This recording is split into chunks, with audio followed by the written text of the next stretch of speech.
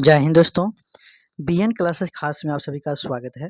आज हम इस सेशन में प्राचीन बिहार से संबंधित प्रश्न को करवाने वाला हूं, तो आप लोग इस सेशन को ठीक से देखिएगा और जितने भी एग्जाम आने वाला है उन सभी एग्जाम में ये प्राचीन बिहार से संबंधित प्रश्न आपको निश्चित देखने को मिल सकता है। तो चलते हैं दोस्तों हम लोग सेशन की तरफ।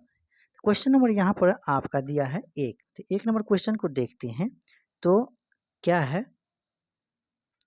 तो दिया है आपका कि बिहार क्षेत्र की चर्चा सर्वप्रथम किस ग्रंथ में मिलती है। तो राइट आंसर क्या होगा? अर्थवेद, सामवेद, वायुपुराण, शतपथ ब्राह्मण। तो आपका राइट आंसर क्या हो जाएगा? तो राइट आंसर आपका बताना है, तो ऑप्शन नंबर आपका क्या हो जाएगा? डी हो जाएगा, शतपथ ब्राह्मण में देखने को मिलता है। ठीक है, फिर बढ़ते हैं अगला क्वेश्चन। अगला क्वेश्चन 2 नंबर क्वेश्चन को देखते हैं। तो आपका दिया है कि बिहार में नवपाषाण कालीन संस्कृति के महत्वपूर्ण स्थल इनमें से कौन है। तो राइट आंसर क्या होगा? तो राइट आंसर चिरांद, मुंगेर, भागलपुर, नालंदा। तो राइट आंसर आपका क्या हो जाएगा? तो राइट आंसर आपका 2 का ऑप्शन नंबर कौन सा होगा? तो ऑप्शन नंबर ए होगा, चिरांद। फिर बढ़ते हैं अगला क्वेश्चन को देखते हैं, 3 नंबर क्वेश्चन को। तो 3 नंबर क्वेश्चन दिया है कि इनमें से महाजनपद बिहार में नहीं था। कौन सा महाजनपद जो है वो बिहार में नहीं था? तो राइट आंसर क्या होगा वो आपको बताना है।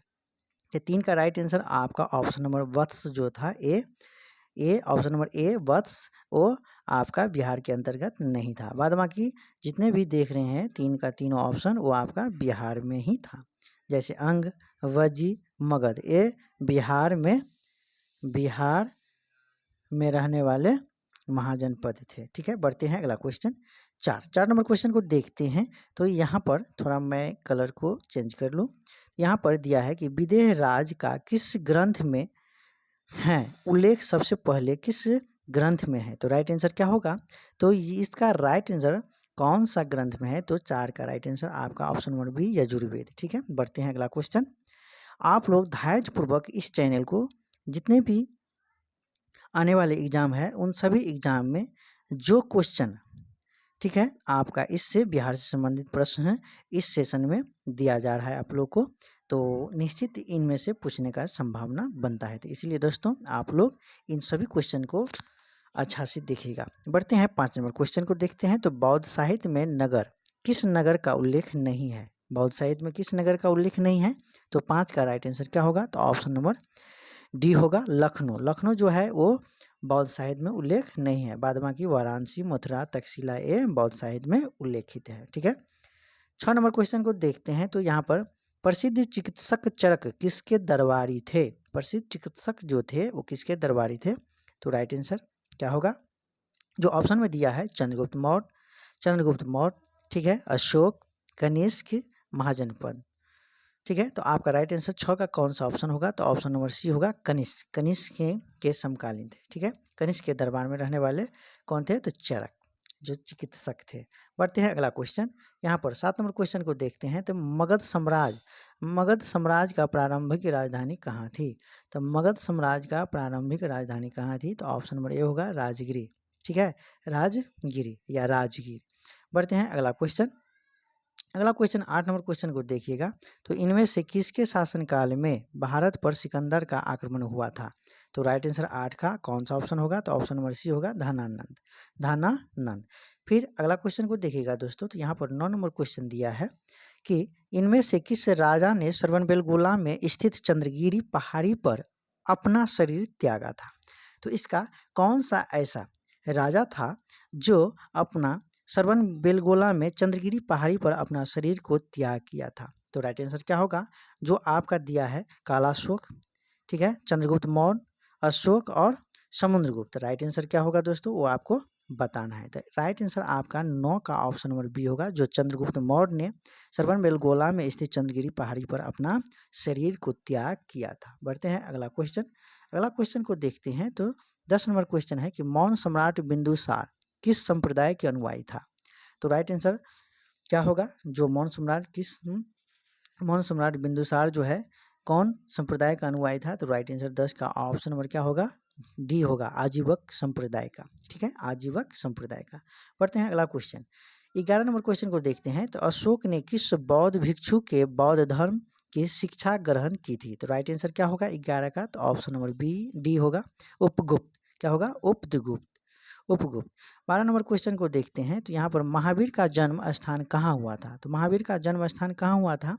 तो बोधगया, लुम्बिनी, कुंडग्राम, पावापुरी। तो राइट आंसर क्या होगा जो महावीर का जन्म स्थान था? तो ऑप्शन नंबर आपका क्या होगा? सी, कुंडग्राम, वैशाली डिस्ट्रिक्ट।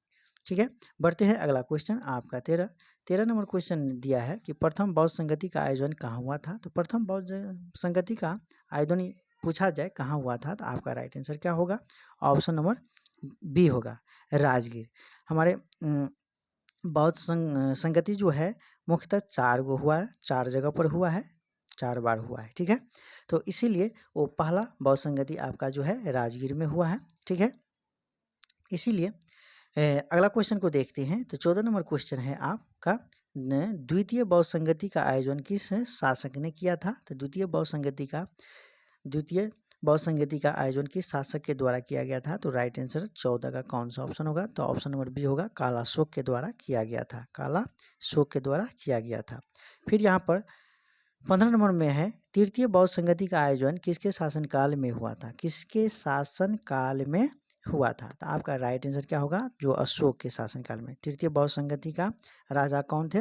वो अशोक के द्वारा किया गया था। ठीक है, बढ़ते हैं अगला नंबर क्वेश्चन 16 नंबर क्वेश्चन को देखिएगा दोस्तों। तो बहुत भी आया है कि मेगास्थनीज का पाटलिपुत्र में आगमन कब हुआ? मेगास्थनीज का पाटलिपुत्र में आगमन कब हुआ? तो राइट आंसर क्या होगा? तो यहाँ पर दिया है 315 ईसा पूर्व, फिर 305 ईसा पूर्व, फिर 311 ईसा पूर्व, फिर डी 320 ईसा पूर्व। तो राइट आंसर क्या हो जाएगा? तो वो आपको बताना है। तो 16 का राइट आंसर आपका कौन सा ऑप्शन होगा? जो 315 ईसा पूर्व में, 315 ईसा पूर्व में पाटलिपुत्र के अंतर्गत मेगास्थनीज को आगमन हुआ था। फिर अगला क्वेश्चन को देखते हैं। तो फिर 17 नंबर क्वेश्चन दिया है कि अर्थशास्त्र का लेखक कौन था? तो अर्थशास्त्र का लेखक कौन था? तो ऑप्शन नंबर क्या होगा? कालिदास, कौटिल्य, भवभूति, मिलिंद। तो राइट आंसर क्या होगा? आपका ऑप्शन नंबर बी होगा, कौटिल्य। कौटिल्य के द्वारा अर्थशास्त्र लिखा गया था। फिर बढ़ते हैं 18 नंबर क्वेश्चन कि मौर्यकालीन पाटलिपुत्र नगर प्रशासन के संबंध में जानकारी का प्रमुख साधन कौन है? तो इसका ऑप्शन यदि हम लोग देखते हैं तो यहाँ पर 4 ऑप्शन में से कौन सा ऑप्शन होगा? तो दिया है मुद्राक्षक, इंडिका, अर्थशास्त्र और अशोक के अभिलेख। तो आपका कौन सा राइट आंसर होगा दोस्तों 18 का? वो आपको बताना है। तो ऑप्शन नंबर इसका क्या होगा? बी होगा, B is a right answer, Indica. फिर बढ़ते हैं 19 नंबर क्वेश्चन को देखिएगा। तो यहाँ पर धर्मपाल ने विद्या को प्रश्रय देने के क्रम में किस विश्वविद्यालय की स्थापना की? धर्मपाल ने विद्या को प्रश्रय देने के क्रम में किस विश्वविद्यालय की स्थापना की? तो राइट आंसर 19 का कौन सा ऑप्शन होगा? तो ऑप्शन नंबर आपका बी होगा, विक्रमशिला विश्वविद्यालय। विक्रमशिला विश्वविद्यालय इज ए राइट आंसर। फिर यहाँ पर 20 नंबर क्वेश्चन को देखते हैं। तो बिहार निम्नलिखित में से किस महापुरुष का जन्मस्थली नहीं है? बिहार निम्नलिखित में से किस महापुरुष का जन्मस्थली नहीं है, जो बिहार के अंतर्गत उसका जन्म नहीं हुआ है? तो गुरु गोविंद सिंह का है ये नहीं, गौतम बुद्ध, महावीर स्वामी का है, आर्यभट्ट का है, लेकिन गौतम बुद्ध का नहीं है। ठीक है, तो इसका राइट आंसर क्या होगा? तो 20 का आपका राइट आंसर क्या होगा? Option number B. Gautam Buddha का जन्म कहाँ हुआ? तो लुम्बिनी में। तो लुम्बिनी कहाँ पड़ता है? तो नेपाल में, नेपाल देश में पड़ता है। ठीक है, फिर 21 नंबर क्वेश्चन को देखते हैं। तो गौतम बुद्ध को कहाँ कौंडिन्य और 5 ब्राह्मण मिले? गौतम बुद्ध को कहाँ कौंडिन्य और 5 ब्राह्मण मिले? उरुवेला, वैशाली, पाटलिपुत्र, सारनाथ। कहाँ पर मिले थे दोस्तों? वो आपको बताना है। तो 21 का राइट आंसर कौन सा ऑप्शन होगा? तो उरुवेला में मिला था। Option number A is a right answer. फिर बढ़ते हैं आपका 22 नंबर क्वेश्चन को देखते हैं। तो मगध के किस शासक ने वैशाली को अपनी राजधानी बनाया? मगध के किस शासक ने वैशाली को अपनी राजधानी बनाया? तो ऑप्शन नंबर कौन सा राइट आंसर होगा? जिसमें दिया है आपका कालाशोक, नागदशक, महापद्मनंद, शिशुनाग। तो राइट आंसर क्या हो जाएगा? वो आपको बताना है। तो 22 का राइट आंसर आपका ऑप्शन नंबर डी होगा, शिशुनाग, शिशुनाग। तो इस नंबर क्वेश्चन को देखते हैं कि जैन धर्म के 12वें तीर्थंकर वसुपूज्य की जन्म स्थली थी, कहाँ थी? तो राइट ऑप्शन क्या है, क्या दिया गया है? तो गया, पटना, चंपा, वैशाली। तो आपका राइट आंसर कौन सा ऑप्शन होगा, जिसमें जैन धर्म के बाढ़ में तीर्थकर पशुपूज्य की जन्म स्थली थी। तो राइट आंसर क्या होगा, तो 23 का आपका राइट आंसर कौन सा ऑप्शन होगा, तो ऑप्शन नंबर बी होगा पटना। बढ़ते हैं अगला क्वेश्चन, 24 नंबर क्वेश्चन को देखते हैं। तो कनाट वंश का राज स्थापित हुआ था, कहाँ हुआ था, तो ऑप्शन में दिया है पाटलिपुत्र में, राजगृह में, चंपा में, मिथिला में। तो राइट आंसर कौन सा ऑप्शन होगा 24 का, तो 24 का ऑप्शन नंबर डी होगा, मिथिला में। D is a right answer. फिर यहाँ पे देखा जाता है 25वां नंबर क्वेश्चन को, तो मगध साम्राज्य में कलिंग का विलय सर्वप्रथम किया था। मगध साम्राज्य में कलिंग का विलय सर्वप्रथम किया था। तो ऑप्शन दिया है आपका अशोक, चंद्रगुप्त मौर्य ने, बिंबिसार ने, महापद्म नंद ने। तो राइट आंसर कौन सा ऑप्शन होगा 25 का, तो 25 का आपका राइट आंसर है महापद्म नंद ने। Option number D is a right answer. फिर बढ़ते हैं 26 नंबर क्वेश्चन को देखिएगा। तो बिहार के किन क्षेत्रों में अंग महाजनपद स्थित हैं, बिहार के किन क्षेत्रों में अंग महाजनपद स्थित था। तो राइट आंसर कौन सा ऑप्शन होगा, तो इसका यदि देखिएगा तो 26 का राइट आंसर आपका ऑप्शन नंबर सी होगा, भागलपुर और मुंगेर का क्षेत्र, ठीक है, जो अंग महाजनपद के अंतर्गत आता था, ठीक है। बढ़ते हैं अगला क्वेश्चन, 27 नंबर क्वेश्चन को देखते हैं। तो विदेह के राजा जनक ने निष्क या सुवर्ण या शतमान उपहार में दिए, यह कहाँ वर्णित है। तो राइट आंसर क्या होगा, तो 27 का ऑप्शन नंबर ए होगा, बृहदारण्यक उपनिषद, ठीक है, बृहदारण्यक उपनिषद। फिर बढ़ते हैं अगला क्वेश्चन, आपका 28 नंबर क्वेश्चन क्या है, तो 28 नंबर क्वेश्चन को देखते हैं कि महाभारत तथा पुराणों के अनुसार मगध का सर्वप्रथम राजवंश था। तो राइट आंसर क्या होगा, तो ऑप्शन नंबर ए होगा, वृहदर्थ। फिर बढ़ते हैं यहाँ पर 29 नंबर क्वेश्चन को देखते हैं। तो मगध जनपद का संस्थापक था, मगध जनपद का संस्थापक कौन था। तो यहाँ पर 29 का राइट आंसर क्या होगा, तो ऑप्शन नंबर ए होगा, वृहदर्थ तथा जरासंध, ठीक है, जो मगध के जनपद का संस्थापक थे। बढ़ते हैं अगला क्वेश्चन, मगध साम्राज्य का वास्तविक संस्थापक था, मगध साम्राज्य का वास्तविक संस्थापक कौन था। तो यहाँ पर ऑप्शन दिया है बिंबिसार, महापद्म नंद, शिशुनाग, जरासंध। तो राइट आंसर क्या होगा दोस्तों, वो आपको बताना है। तो 30 का right answer option number A होगा, Bimbisara, Bimbisara is a right answer. फिर अगला क्वेश्चन को देखते हैं 31 नंबर क्वेश्चन, कि बिंबिसार ने ब्रह्मदत्त को पराजित कर कौन सा राज्य जीता। तो यहाँ पर 31 का राइट आंसर क्या होगा, ऑप्शन नंबर ए होगा, option number A is a right answer, अंग। बढ़ते हैं अगला क्वेश्चन, अगला क्वेश्चन को देखते हैं। तो 32 नंबर क्वेश्चन दिया है, बज्जी संघ के लिच्छवियों को पराजित करने वाला मगध का शासक था, कौन था। तो बिंबिसार, अजातशत्रु, नागदशक, उदयन। तो राइट आंसर कौन सा ऑप्शन होगा इस प्रश्न का, तो 32 का राइट आंसर आपका ऑप्शन नंबर बी होगा, Ajatashatru, Ajatashatru is a right answer. फिर यहाँ पर देखा जाए तो 33 नंबर क्वेश्चन को देखते हैं। तो पाटलिपुत्र नगर की स्थापना किस शासक ने किया था। तो राइट आंसर क्या होगा, बिंबिसार, उदयन, अजातशत्रु। तो राइट आंसर आपका कौन सा ऑप्शन होगा, जो पाटलिपुत्र नगर की स्थापना किस शासक ने किया था। तो आपका राइट आंसर होगा 33 का ऑप्शन नंबर बी, उदयन के द्वारा, ठीक है। फिर बढ़ते हैं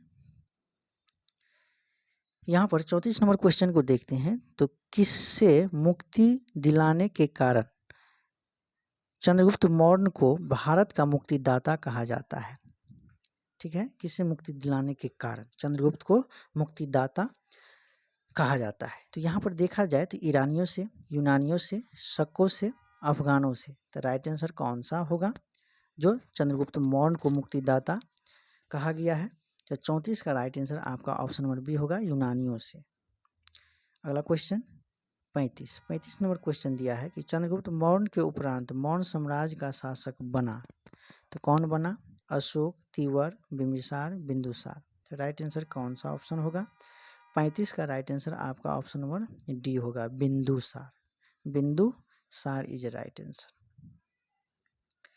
यहाँ पर देखा जाए 36 नंबर क्वेश्चन कि अशोक का धर्म था, अशोक का धर्म था नैतिक आचार संहिता, प्रशासनिक संहिता, संहिता और युद्ध संहिता और धार्मिक संहिता। तो राइट आंसर क्या होगा? तो जो अशोक का धम्म था। तो 36 का राइट आंसर आपका ऑप्शन नंबर ए होगा, नैतिक आचार संहिता। फिर यदि आगे अगला क्वेश्चन देखा जाए तो आपका दिया है 37 नंबर क्वेश्चन कि पाटलिपुत्र नगर निर्माण तथा सदस्य का वर्णन किया है। किसका किया है? तो सेल्यूकस ने, मेगास्थनीज ने, चाणक्य ने, जस्टिन ने। तो राइट आंसर इसका, इस प्रश्न का आंसर कौन सा होगा? तो 37 का राइट आंसर आपका ऑप्शन नंबर बी होगा, मेगास्थनीज ने। फिर अगला क्वेश्चन देखा जाए तो यहाँ पर 38 नंबर क्वेश्चन को देखते हैं। तो किस दीवान के अनुसार चंद्रगुप्त मौर्य पालिब्रोधस पाटलिपुत्रक उपनाम धारण किया था? तो राइट आंसर क्या होगा 38 का? तो ऑप्शन नंबर डी होगा, स्ट्रेबो ने। फिर अगला क्वेश्चन को देखा जाए तो अगला क्वेश्चन आपका दिया है 39 नंबर क्वेश्चन है कि कर्ण वंश का संस्थापक कौन था? तो देवभूति, अग्निमित्र, और अगला यदि देखा जाए तो क्या है, पुष्यमित्र और वसुदेव। 39 का राइट आंसर क्या होगा आपका? तो ऑप्शन नंबर क्या होगा? डी होगा, Vasudev is a right answer. फिर 40 नंबर क्वेश्चन को देखते हैं। बहुत भी प्रश्न है कि मगध पर शासन करने वाले राजवंश का सही क्रम है, तो कौन सा सही क्रम है? तो यहाँ पर यदि देखा जाए दोस्तों तो आपका राइट आंसर आपका ऑप्शन नंबर सी होगा, हर्यक वंश, इसके बाद शिशुनाग वंश, इसके बाद नंद वंश, इसके बाद मौर्य वंश, इसके बाद शुंग वंश, इसके बाद कनु वंश। तो ये आपका सीरीज रहा है, ठीक है, मगध शासन का। बढ़ते हैं अगला क्वेश्चन 41 कि किस शासक के काल में शैलेंद्र वंश के शासक ने नालंदा में एक बौद्ध मठ का स्थापना किया था? तो राइट आंसर क्या होगा 41 का? ऑप्शन नंबर सी होगा, Devpal is a right answer. यहाँ पर हम इस सेशन में जितने भी प्रश्न को करवाने जा रहे हैं दोस्तों, तो आप लोग को आने वाले एग्जाम में अधिक से अधिक पूछने का संभावना बनता है, तो इसीलिए कोई भी प्रश्न का स्किप नहीं कीजिएगा। 42 नंबर क्वेश्चन को देखते हैं। तो यहाँ पर दिया है आपका, बिहार में 7.5 फीट ऊंची बुद्ध की एक पीतल की मूर्ति प्राप्त हुई है। बिहार में 7.5 फीट ऊंची बुद्ध की एक पीतल की मूर्ति प्राप्त हुई है। कहाँ? तो गया से, पटना से, सुल्तानगंज से, नालंदा से। तो आपका राइट आंसर कौन सा ऑप्शन होगा? जो बहुत भी पॉइंट है। तो 42 का राइट आंसर कौन सा ऑप्शन होगा? तो ऑप्शन नंबर बी होगा, पटना से। फिर बढ़ते हैं अगला क्वेश्चन। अगला क्वेश्चन 43 है कि बिहार में बौद्ध शिक्षा का प्राचीनतम केंद्र था, कौन था? नालंदा, औदंतपुरी, विक्रमशिला, वैशाली। तो राइट आंसर कौन सा ऑप्शन होगा? तो 43 का राइट आंसर आपका ऑप्शन नंबर ए होगा, नालंदा, ठीक है। बढ़ते हैं अगला क्वेश्चन।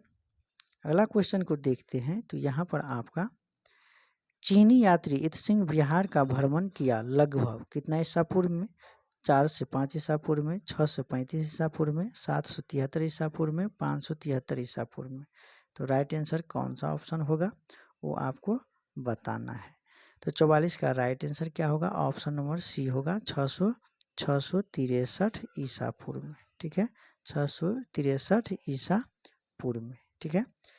बढ़ते हैं अगला क्वेश्चन 45 नंबर क्वेश्चन को देखिएगा। तो यहाँ पर दिया है कि हर्षवर्धन के समय में बिहार राज्य में कौन सा विश्वविद्यालय प्रसिद्ध था?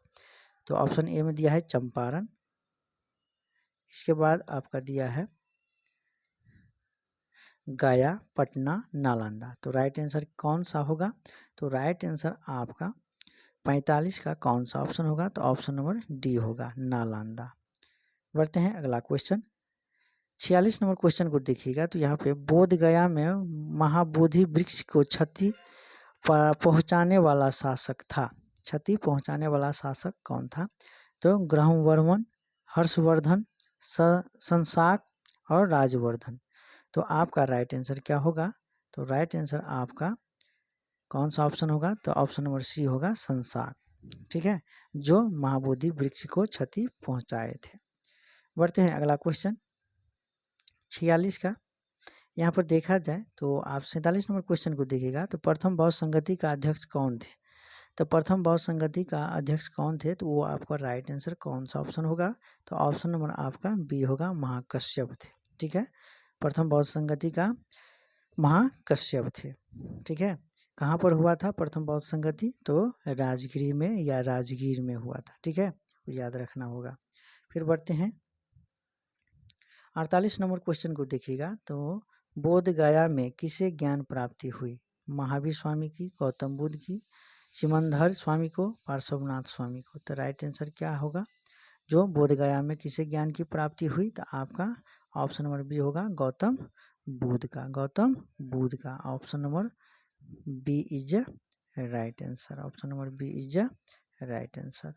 बढ़ते हैं अगला क्वेश्चन 49 नंबर क्वेश्चन को देखते हैं तो किस अभिलेख में कलिंग विजय का वर्णन है, तो 7वें अभिलेख, 9वें अभिलेख, 11वें अभिलेख, 13वें अभिलेख। तो राइट आंसर कौन सा ऑप्शन होगा, जो कलिंग विजय का वर्णन किया गया है कौन सा अभिलेख में, तो 49 का राइट आंसर आपका डी होगा, option number D is right answer, जो 13वें अभिलेख में वर्णन किया गया है कलिंग विजय का। ठीक है, इस सेशन का आखिरी क्वेश्चन आपका दिया है, क्या है कि बोध गया में बोधि वृक्ष अपने वंश की इस पीढ़ी का है, किस पीढ़ी का है, तो तृतीया, चतुर्थी, पंचम, षष्ठम।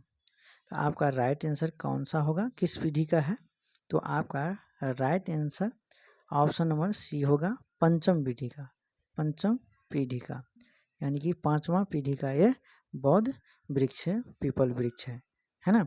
तो आप लोग का ये सेशन दोस्तों कैसा लगा, यदि अच्छा लगा तो BN क्लासेस खास चैनल को अधिक से अधिक लाइक और सब्सक्राइब कीजिएगा और दिल से सपोर्ट कीजिएगा। धन्यवाद, मिलते हैं फिर अगले सेशन को लेकर के, तब तक के लिए जय हिंद, जय भारत।